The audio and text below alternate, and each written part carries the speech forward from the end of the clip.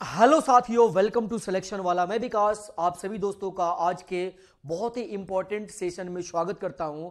मेरे भाई, आज हम लोग ग्रुप डी पे डिस्कस करेंगे। ग्रुप डी को लेकर के बहुत सारे बच्चे परेशान हैं, तो उनके सभी सवालों का मैं इसमें आंसर करने की कोशिश करूंगा। जो जो इंपॉर्टेंट सवाल है जो आपके मन में आ रहे हैं और क्या क्या परेशानियां आप सॉल्व फेस कर रहे हैं, उसके बारे में हम लोग डिस्कशन करेंगे। सबसे पहली चीज यहां पर आपको दिखाई दे रही है कि क्या परीक्षा पैटर्न बदल जाएगा। ठीक है, इस पे भी हम लोग बातें करेंगे। क्या आईटीआई डिग्री पे मुहर लग चुका है? आईटीआई डिग्री कंफर्म कर दिया गया है कि जो बच्चे आईटीआई किए हैं वही फॉर्म भरेंगे या अदर बच्चे भी भर सकते हैं? इस पे भी मैं आपसे डिस्कशन करूंगा। और तैयारी कैसे करें इस पे भी मैं आपको बताऊंगा। तो सबसे पहले हम लोग शुरुआत करते हैं यहां से कि हमारा जो सिलेबस है, हमारा जो परीक्षा का पैटर्न है, क्या वो बदलेगा? बिल्कुल नहीं बदलेगा परीक्षा का पैटर्न, आप निश्चिंत रहिए। परीक्षा का पैटर्न बिल्कुल वही रहेगा जो पहले आपका पूछा गया है। जिस आधार पे रेलवे एग्जाम ले रहा है उसी के आधार पे, पहले वाले के आधार पे ही आपका परीक्षा पैटर्न रहेगा। ये बिल्कुल चेंज नहीं होगा। कई बच्चे परेशान हैं कि सर परीक्षा का पैटर्न तो चेंज नहीं कर देगा, क्वेश्चंस कम ज्यादा तो नहीं करेगा। इसके लिए बिल्कुल परेशान नहीं होना है। जो पहले वाला है उसी के आधार पे आपका पेपर होगा। अब मैं बता दूं कि किस आधार पे आपको यहां पे दिया जाएगा। जैसे मैं बात करूं, टोटल क्वेश्चन आपके 100 रहेंगे। टोटल नंबर ऑफ क्वेश्चन 100 रहेंगे और 100 नंबर का टोटल एग्जाम होगा। यानी एक क्वेश्चन एक नंबर का रहेगा। एक क्वेश्चन क्या होगा मेरे भाई? एक नंबर का रहेगा। हमारे पास जनरल साइंस के 25 क्वेश्चन होंगे, यानी साइंस वाले पार्ट से 25 क्वेश्चन पूछे जाएंगे। फिर मैथमेटिक्स के 25 क्वेश्चन होंगे, मैथ्स के 25 सवाल पूछे जाएंगे। रीजनिंग के 30 सवाल पूछे जाएंगे। उसके बाद जनरल अवेयरनेस और करेंट अफेयर मिला करके 20 क्वेश्चन पूछा जाएगा। जनरल अवेयरनेस और करेंट अफेयर मिला के 20 क्वेश्चन होंगे और टाइम आपका 90 मिनट दिया जाएगा। टाइम आपका 90 मिनट दिया जाएगा। यही आपका जो है टोटल किस सब्जेक्ट में कितने क्वेश्चंस होंगे और किस तरह से आपका रहेगा, ये पूरा डिटेल मैंने यहां पे आपको मेंशन कर दिया है, इसे आप देख सकते हैं। तो पहला डाउट आपका ये था कि परीक्षा का पैटर्न बदलेगा। बिल्कुल उसके बारे में आपको नहीं सोचना है। आपको इसी पैटर्न पे अपनी तैयारी को बेहतर करना है। तैयारी कैसे करेंगे उस पर भी हम लोग डिस्कस करेंगे। अब दूसरा सवाल हमारे पास रहा ये कि क्या आईटीआई डिग्री पे मुहर लग चुकी है? बिल्कुल। जो बच्चे आईटीआई किए हुए हैं उनको जो है रेलवे में बहुत ज्यादा बेनिफिट अब जितने भी एग्जाम्स आएंगे उसमें होने वाला है। यहां पर मैं आपको बता दूं कि 80% आसपास, 80% के आसपास ऐसे पोस्ट है जिसमें आईटीआई वाले ही फॉर्म भरेंगे। क्या भरेंगे मेरे भाई? आईटीआई जो बच्चे किए हैं वो 80% जगह पे अपना फॉर्म भर सकते हैं। और जो बच्चे आईटीआई नहीं किए, मान लीजिए कि 20% में ऐसे लोग हैं जो आईटीआई नहीं किए हैं, जो केवल 10th पास हैं, केवल 10th पास है, यह बच्चे कम सीट पे अपना फॉर्म भर पाएंगे। यानी जो टोटल हमारा जो वैकेंसी है वह लगभग 32,000 के आसपास है। तो ये बच्चे तो सभी पे फॉर्म भरेंगे। जो आईटीआई किए हुए हैं वो तो 10th वाले पे भी भर देंगे और स्पेशली 80% पे तो भरेंगे ही भरेंगे। यानी जो आईटीआई किए हैं उनके लिए बहुत ही बढ़िया और सुनहरा मौका है कि आप सभी वैकेंसी पे फॉर्म भरेंगे। 80% तो केवल आपके लिए है। बाकी का जो 20% है जहां पे 10th वाले बच्चे भर सकते हैं, उसकी सीट जो है मान लीजिए आपकी जो है 5 से लेकर के 6,000 तक आपकी सीट रहेगी, जहां पे 10th वाले बच्चे भरेंगे। 5 से लेकर के 6,000 तक जो सीट होगी उस पे कितने बच्चे भरेंगे? तो 10th वाले बच्चे फॉर्म अपना भर सकते हैं। तो ये मैंने आपको बता दिया आईटीआई के बारे में। आईटीआई जो बच्चे कर चुके हैं उनके लिए गोल्डन मौका है ये। आप बहुत बढ़िया से अपनी तैयारी में लग जाइए, तैयारी करते रहिए, तैयारी को बढ़िया कीजिए। और ये तैयारी कैसे करें इस पे भी हम लोग डिस्कशन करने वाले हैं।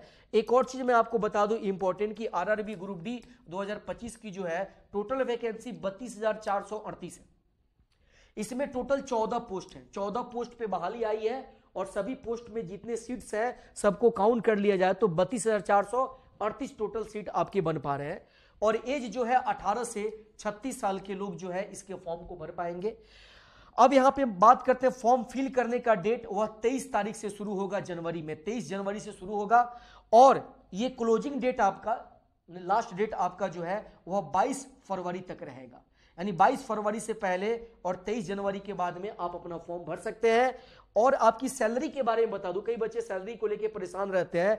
तो ग्रुप डी की सैलरी जो है 18,000 तो है बेसिक सैलरी, बट उसमें टीए डीए मिल करके सब कुछ अगर देखा जाए अलायंस वगैरह मिला करके तो ये सैलरी आपकी 30 प्लस हो जाएगी। ये 30,000 प्लस आपकी सैलरी हो जाएगी। 30,000 to 35 ले लीजिए, इसके बीच में आपकी सैलरी बन के आएगी। तो सैलरी के बारे में बिल्कुल परेशान नहीं होना है, 30,000 से 35,000 के आसपास आपके पास आएगा। तो ये आपके पास इंफॉर्मेशन था जो मैंने आपको बताया, और जो आपके सवाल थे उसका जवाब दिया। लास्ट सवाल हमारे पास बच गया, तैयारी कैसे करें।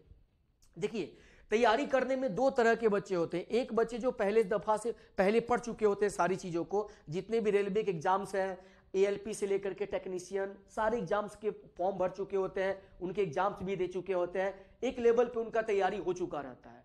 तो जो ओल्ड बच्चे हैं, इसमें दो तरह के बच्चे आते हैं। एक ओल्ड बच्चे हो जाते हैं। ओल्ड बच्चे को क्या करना है, उनको अपनी तैयारी जो है वो तो बहुत अच्छी है, आपको डेली कम से कम 2 मॉक टेस्ट मारना है कंप्लीट। जो बच्चे पहले से तैयारी कर चुके हैं, मैं उनकी बात कर रहा हूं, कम से कम 2 मॉक टेस्ट आप लगाइए, 2 मॉक यहां पे लगाइए, ठीक है।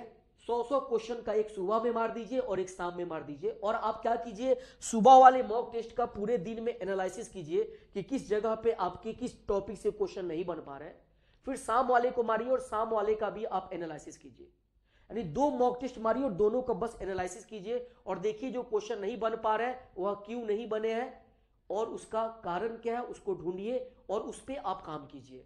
आपके लिए सबसे बढ़िया रहेगा, जो पुराने बच्चे हैं जो तैयारी पहले से कर चुके हैं, उनके लिए 2 मॉक टेस्ट आपको डेली लगाना चाहिए, एक सुबह में और एक शाम में। और ये 2 मॉक टेस्ट लगाने के बाद में इसका एनालिसिस बहुत जरूरी है। बच्चे मॉक टेस्ट करके छोड़ देते हैं, एनालिसिस कीजिए और एक अलग से कॉपी बनाइए जहां पे जो सवाल आपसे नहीं बन पाया उसको नोट कर लीजिए और उस कॉपी का रिवीजन करते रहिए। उस कॉपी में वो ऐसा सवाल रहेगा जो मॉक टेस्ट में आपको परेशान किया था। उससे क्या होगा कि जब आप इसकी संख्या बढ़ाते जाएंगे तो कॉपी में ऐसे सवाल मिलेंगे जो आपसे नहीं बने थे और वो सवाल आपसे फिर दोबारा गलत नहीं होंगे। तो पुराने वाले बच्चों के लिए सबसे बढ़िया तरीका यही है कि वो मॉक टेस्ट लगाएं और उसका एनालिसिस करें। जो नए बच्चे हैं, जो न्यू बच्चे हैं, उनके बारे में मैं आपको बता दूं कि सबसे पहले अगर आप ग्रुप डी की तैयारी करते हैं तो आप बेसिक से पहले एक दफा पढ़ जाइए। बेसिक से सारे चीज, जैसे मैथ हो गया, रीजनिंग हो गया, आपका GS हो गया, फिर से आपका जितने भी टॉपिक्स हैं उन सभी को एक बार पहले बेसिक से पढ़िए।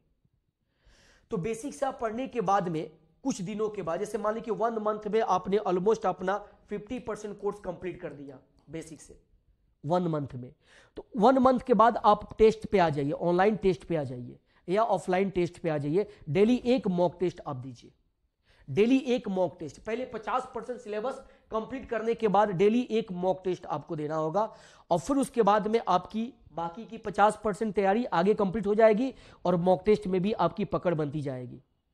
तो नए वाले बच्चे पहले 50% सिलेबस कंप्लीट कर ले और उसके बाद में कोशिश करें कि 1 महीना में यह 50% सिलेबस उनका कंप्लीट हो जाए, या कम से कम 2 महीने या 1.5 महीने तक इसका टाइम रखिए। उसके बाद आप अपने मॉक टेस्ट पे आइए और बाकी का सिलेबस कंप्लीट कीजिए और मॉक टेस्ट देते रहिए। इससे क्या होगा कि आप तैयारी के बहुत नियरेस्ट पहुंच जाएंगे और बढ़िया पेपर आपका चला जाएगा। तो यहां पे मैं जो बच्चे टेस्ट देना चाहते हैं, जो अपनी तैयारी करना चाहते हैं, उनके लिए मैं बता दूं कि हमारे चैनल पे पूरी प्रॉपर क्लास आपको दी जा रही है। जैसे शाम में रेलवे वाले बच्चों को 7 बजे मैं गणित पढ़ाता हूं, 7 बजे शाम 7 बजे मैं मैथ पढ़ाता हूं। यहां पे मैं आपको चैप्टर वाइज चीजों को क्लियर कर रहा हूं। तो जो नए बच्चे हैं या जो पुराने बच्चे जिनका कॉन्सेप्ट क्लियर नहीं हो पाया अभी भी, उनके पास बहुत ही बढ़िया मौका है। शाम 7 बजे आप मेरे से गणित पढ़ सकते हैं। डेली ये क्लास मैं आपको दे रहा हूं इन्हीं बच्चों के लिए जो अपनी तैयारी बेहतर करना चाहते हैं। तो डेली आप मेरे साथ जुड़िए, बेहतर तरीके से आपकी तैयारी होगी। बाकी रीजनिंग, GK GS सब कुछ हमारे प्रॉपर टाइम पे आपको पढ़ाया जाता है। इसका टाइम टेबल भी मैं आपको बता दूंगा। तो चलिए बच्चे, ये आपके आज का इंफॉर्मेशन रहा। इस इंफॉर्मेशन से आपके जो डाउट्स हैं वो क्लियर हो चुके होंगे। उसके बाद भी अगर कोई डाउट्स होगा तो ऑफलाइन कमेंट कर दीजिएगा, उसका रिप्लाई मैं आपको कर दूंगा। तो चलिए मेरे भाई, हम लोग फिर मिलते हैं नेक्स्ट सेशन में। सेशन अच्छा लगा हो तो लाइक कीजिएगा और चैनल को सब्सक्राइब कीजिएगा। जय हिंद दोस्तों।